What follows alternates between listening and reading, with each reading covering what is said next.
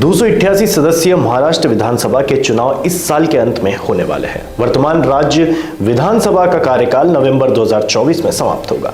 इसीलिए संभावना है कि अक्टूबर में राज्य में विधानसभा चुनाव का बिगुल बज सकता है। वही महाराष्ट्र विधानसभा चुनाव के लिए महाराष्ट्र नवनिर्माण सेना प्रमुख राज ठाकरे ने कमर कस ली है।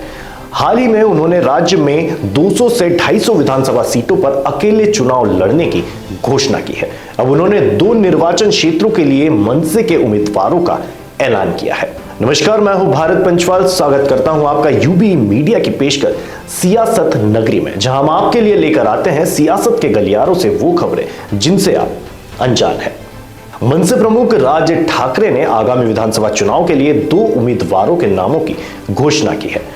बाला नंदगांवकर मुंबई के शिवड़ी विधानसभा क्षेत्र से और दिलीप धोत्रे पंढरपुर से चुनाव लड़ेंगे। इससे पहले अटकलें लग रही थी कि मनसे भी सत्तारूढ़ महायुति गठबंधन में शामिल होगी और विधानसभा चुनाव लड़ेगी। महायुति में बीजेपी, शिवसेना, एकनाथ शिंदे और एनसीपी अजित पवार शामिल है।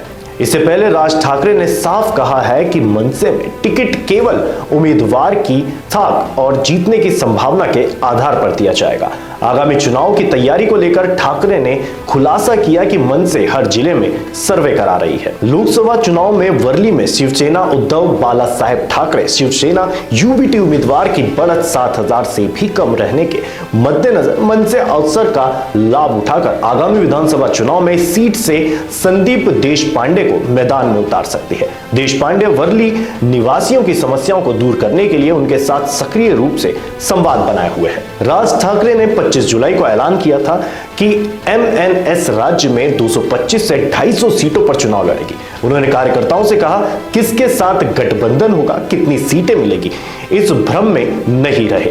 राज ठाकरे ने कहा था, आने वाली विधानसभा चुनाव में मुझे कुछ भी करके महाराष्ट्र नवनिर्माण सेना के पदाधिकारी कार्यकर्ताओं को सत्ता में बिठाना है।